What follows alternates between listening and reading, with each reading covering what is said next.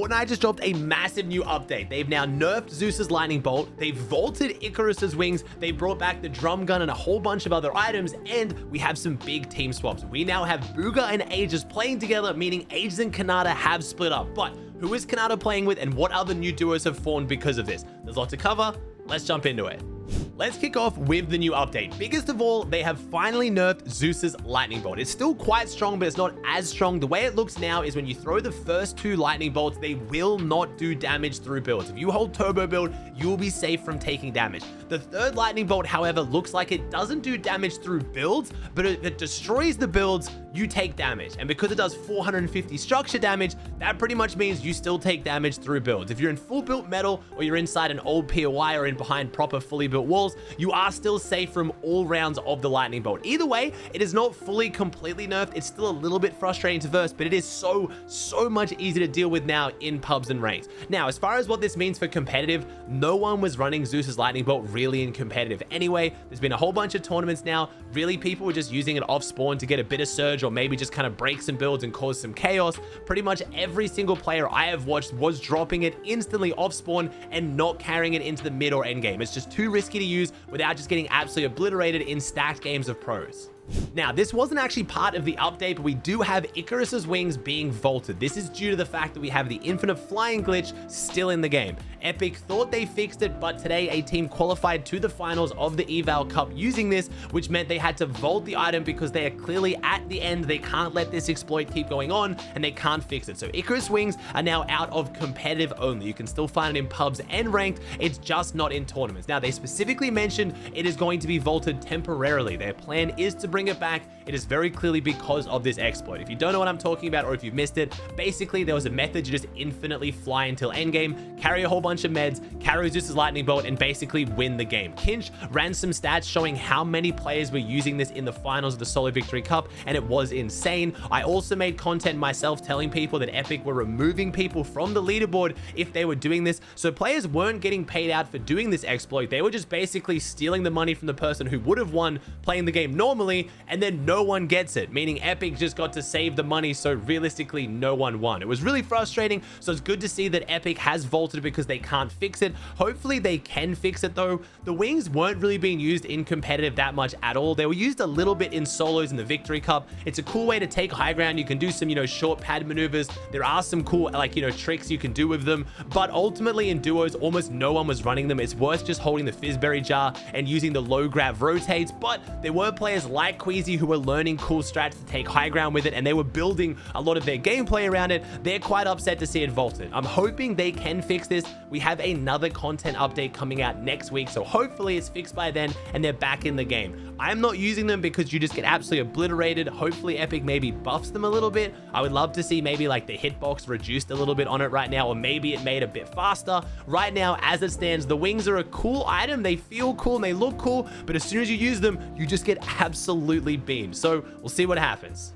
We have the drum gun being re-added to the game, but unfortunately it's not really going to change the meta much. I mean, maybe that's fortunately, maybe you were scared of the drum gun coming back because it's been an absolute menace in the game since it first came out, but it's just not that great. It's not bad, it's just not as good as the current SMGs in my opinion. The burst SMG's fire rate and bleed damage and accuracy is still absurd. The new SMGs are very strong, and the drum gun just doesn't really fit into that. It's not good enough close range to be an SMG, but it's not good enough long range to be an assault rifle. And realistically, the new assault rifle is actually extremely good in the box as well. So there was just no real need for the drum gun. So I mean, if you're enjoying it and you want to use it, go for it. But honestly, I didn't see any pros using it today in the Eval Cup, and I don't think I will, just looking at the stats. It's just not that strong.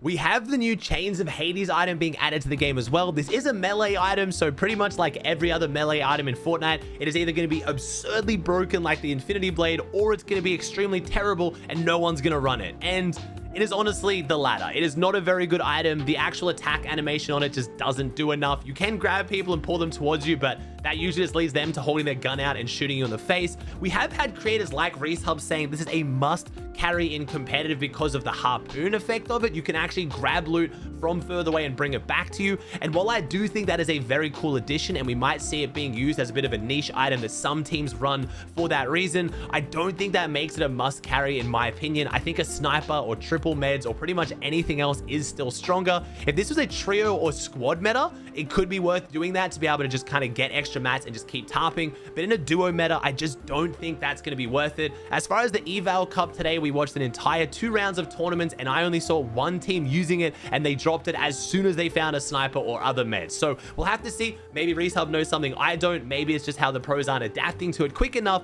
But for now, it looks like it isn't really affecting the meta that much at all. It does, however, actually nerf the new god chest, because instead of dropping wings or lightning bolt, now it has a chance to drop all 3 and you only get one of them. So it is technically nerfed a couple of teams drops, but not that much. Last but not least, we had the Shield Bubble Junior being added to the game. Now, I say last but not least because this is going to have no impact on builds whatsoever. It's a tiny little bubble. It's basically the size of a 1x1. You could find some cool uses for it. Maybe it's going to, help a team win a spawn fight. But again, no one is carrying this into mid or end game. But it has a huge impact on no builds. I think we are in one of the best no build metas ever for competitive. And I'm not a huge fan of no builds competitive. You guys know this. If people want to play it, go for it, enjoy it. But I've never really been the biggest fan of the game mode. But this current meta has me so excited that I would actually watch a no build FNCS if it was trios or squads. You have the shockwaves to get around the map and make crazy, fun, exciting plays. You have the bunkers to throw down to give you some permanent, structure to try and hide behind. And then if you get caught out in the open or you want to make a big play, you now have the Shield Bubble Junior as well. And it is so much better than the original Shield Bubble. The old Shield Bubble was so big, if you were trying to fight someone and you threw it down on you, they would actually have the advantage because they could control the edge of the bubble, whereas you were too far away in the center. But with the Shield Bubble Junior, you have so much more control. There's so much more skill to it. I'm really excited to see how this affects the duo no build victory cups. The last major thing in the update is the return of proper LTMs. We now have the Flores Lava game mode coming back to the game with the new Midas return. He is now, golden god Midas, and the whole map floods with golden lava. It's really, really cool. And honestly, it was peaking at hundreds of thousands of players today. There was more average players on this game mode than ranked Fortnite, showing Epic that there is really a big want for these proper LTMs. Not only that, we are getting a proper LTM cup as well. We have the Rise of Midas Cup on March 24th. It was confusing because they announced it as a regular Battle Royale tournament, but it is actually a Flores Lava tournament. So that one's going to be this weekend if you guys want to win the skins or any of the cool items. But we have had a rescheduling of tournaments. This was not part of the update. We have had the Console Cash Cup, the first console-only tournament of the season, not including PlayStation. It has been rescheduled. For whatever reason, Epic has canceled it tomorrow or today, technically when you're watching this video, to next week. They didn't say why they did this. I don't know if it is because of the wings being vaulted and they don't want to run tournaments without it. I'm not really sure, but if you were on console, especially on Xbox, waiting for your first tournament of the season, you're going to have to wait another week. Now, let's talk about the new teams. This was a big one. We had the announcement that Bugha had split up with Aviv. Now, this wasn't super surprising. They did come third last FNCS, played extremely well, could have won it, but Bugha has split with a lot of players after better placements. So when I heard Bugha and Aviv might be splitting, I was wondering who he might be playing with, and we did get the announcement that Aegis and Kanata had split, so Aegis can play with Bugha. Now, Aegis and Kanata have been playing for years now. They've been extremely good. They actually won FNCS last chapter, so it is surprising to see this duo split up, and I was interested to see where this would land Kanata. Kanata could pretty much pick any teammate he wants on NA, and they probably would drop their duo for them. A lot of people started suspecting it might be Cooper and Kanata, the double dig duo. We might have Cooper and Mero splitting up. Mero's been talking on social media about how, he's not really enjoying playing the game that much this season. He's been mostly playing creative and tokens with Reet, which have been really fun to watch, but he hasn't really been grinding competitive that much. That's not that unusual for Mero, but it looks like we have landed the dig duo, just not the one we were expecting. We now have Dukes and Kanata confirmed playing together, and they are going to be dropping at Underworld, now dropping on Bugha and Aegis as far as that still stands. So we now have a Snake King that has led to the old teammates now dropping on each other, which should be very interesting to see.